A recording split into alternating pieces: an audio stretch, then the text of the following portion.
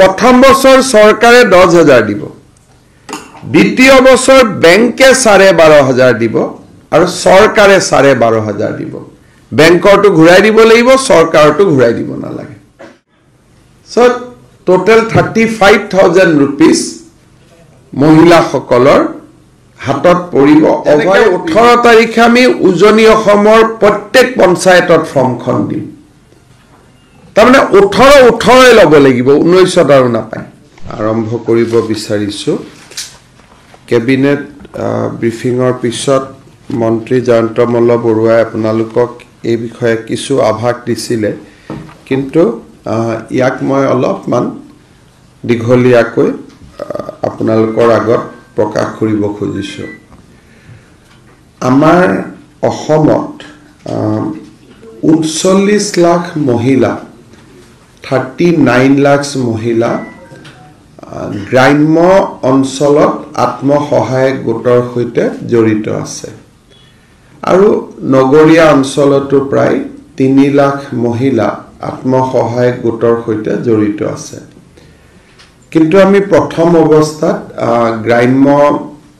অঞ্চলত যিসকল মহিলা আত্মসহায়ক গোট আছে তেখেতসকলৰ কাৰণে আমি এটা নতুন আঁচনি আৰম্ভ কৰিব খুজিছোঁ।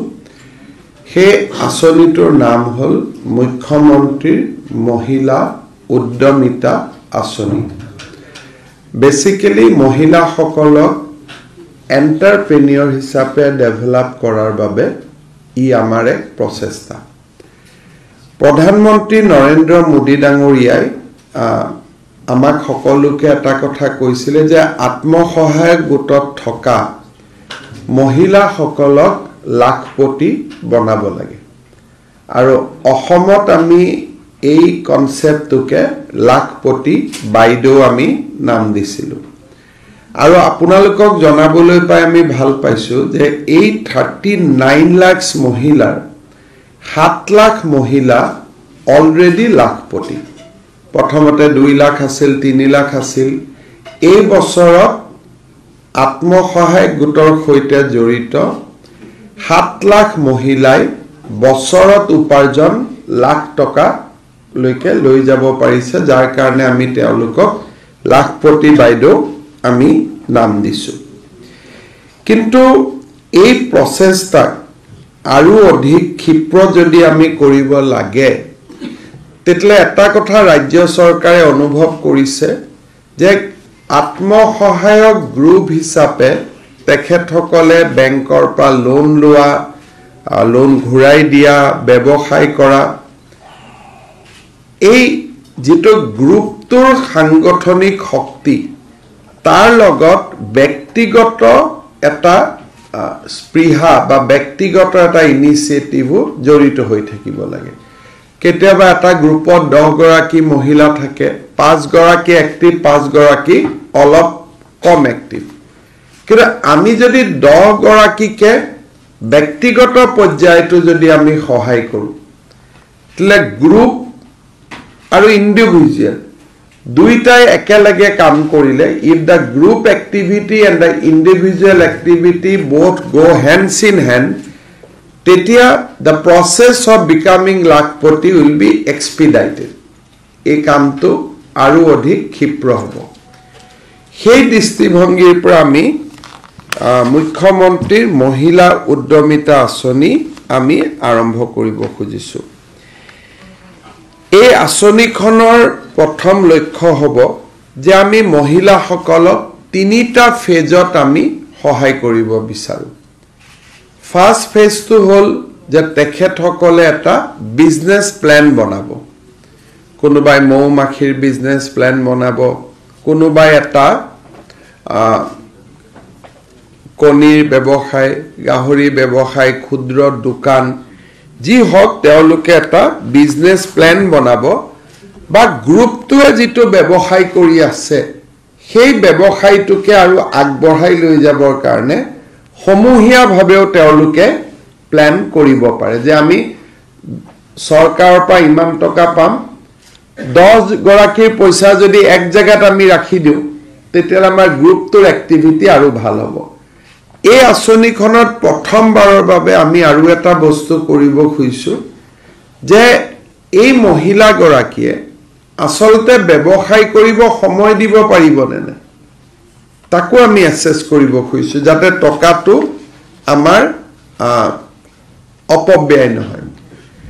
সেইকাৰণে আমি সিদ্ধান্ত লৈছোঁ যে সাধাৰণ জাতিৰ মহিলাৰ বাবে আৰু OBC মহিলাৰ বাবে তিনিটাতকৈ বেছি সন্তান থাকিব নোৱাৰিব সাধাৰণতে সৰু পৰিয়াল সুখী পৰিয়াল আমি দুটা কওঁ এই ক্ষেত্ৰত আমি তিনিটা কৈছোঁ যদি কাৰোবাৰ চাৰিটা বাচ্চা আছে then she will be disqualified from the scheme অৰ্থাৎ তেওঁ এই আঁচনিখনৰ হিতাধিকাৰী ৰূপে গণ্য নহব কিন্তু ইয়াত OBC হোৱা সত্ত্বেও যেহেতু খুব মাইক্ৰ কমিউনিটি মৰাণ মটক আৰু চাহ জনগোষ্ঠীৰ মহিলাসকলক আমি চাৰিটা সন্তানলৈকে আমি ৰেহাই দিছোঁ বাকি OBC and জেনাৰেল কাষ্ট তিনিটা মৰাণ মটক আৰু চাহ জনগোষ্ঠী চাৰিটা সন্তান থাকিলেও এই আঁচনিখনৰ হিতাধিকাৰী হ'ব পাৰিব অনুসূচিত জাতি আৰু অনুসূচিত জনজাতিৰ কাৰণে চাৰিটা সন্তান থাকিলেও এই আঁচনিখনৰ হিতাধিকাৰী ৰূপে তেওঁলোক নিৰ্বাচিত হ'ব এই আঁচনিখনক অৰ্থনীতিৰ লগতে সামাজিক ন্যায়ৰ এটা ৰূপ দিবৰ কাৰণে আমি এই আঁচনিখনৰ হিতাধিকাৰীসকলৰ পৰা দুটা আমি আণ্ডাৰটেকিং লওঁ যে এটা মোৰ ঘৰত যদি ছোৱালী সন্তান আছে তেওঁ স্কুলত এডমিশন ল'ব লাগিব ছোৱালীজনী ঘৰত বহুৱাই থলে নহব the daughter must go to the school সেই আমাক যদি 3 বছৰ হৈছে আমাক প্ৰতিশ্ৰুতি দিব লাগিব যে 6 বছৰ হলে যাব আৰু যদি 6 বছৰ হল তেতিয়ালে আঁচনিখনৰ হিতাধিকাৰী হোৱাৰ আগতে বাচ্চাক এডমিশন দিব লাগিব ওচৰৰ স্কুলত বা স্কুলতে হ'ব অঙ্গনবাদী হওক স্কুলতে হওক তেওঁ ফৰ্মেল এডুকেশ্যনৰ লগত জড়িত হ'ব লাগিব আৰু কাৰোবাৰ যদি বাচ্চা এতিয়া দুটা আৰু তিনটাই আছে তেওঁ আৰু চাৰিটালৈ নাযাওঁ বুলি ক'ব লাগিব এই দুটা হল তেওঁলোকৰ মানদণ্ড তাৰ বাদে একো মানদণ্ড নালাগে এখন বিজনেস প্ল্যান যিখন আমিয়ে বনাই দিম তেওঁলোকে খালি চুজ কৰিব আৰু পপুলেশন নৰ্মস প্ৰথম বছৰ চৰকাৰে 10,000 দিব দ্বিতীয় বছৰ বেংকে 12,500 দিব আৰু চৰকাৰে 12,500 দিব বেংকৰটো ঘূৰাই দিব লাগিব চৰকাৰটো ঘূৰাই দিব নালাগে so total 35,000 rupees মহিলাসকলৰ হাতত পৰিব over a period of 3 years কাৰণ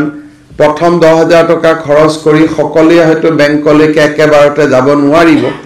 বহুতৰ 10,000 টকাটো মিস ইউটিলাইজও হ'ব পাৰে প্ৰথমটো আমি চেকিং নকৰো ডাইৰেক্টলি আমি দি দিম কিন্তু দ্বিতীয়টো দিয়াৰ আগতে আমি ডেফিনেটলি চেকিং কৰিম প্ৰথমটো পপুলেশন নর্মস তো যে মোর ফ্যামিলি জেনারেল OBC 3টা ST SC tea garden Moran Motok 4টা লগে লগে আমি দি দিম আর তার আমি খুদা পুছা কৰি নাথাকো কিন্তু দ্বিতীয়বাৰ দিয়াৰ আগতে আমি খুদিম যে প্ৰথমবাৰৰ টকাটো ভাল কৰি খৰচ কৰিলে নে নাই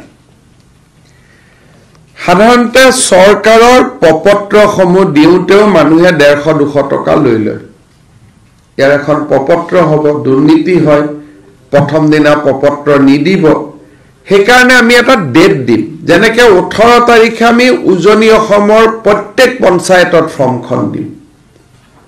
তাৰমানে 18 ল'ব লাগিব 19 আৰু নাপায় ফিলআপ কৰাৰ কাৰণে আমি আৰু এমাহ সময় দিম কিন্তু প্ৰপত্ৰখন যিটো ডেট আমি দিও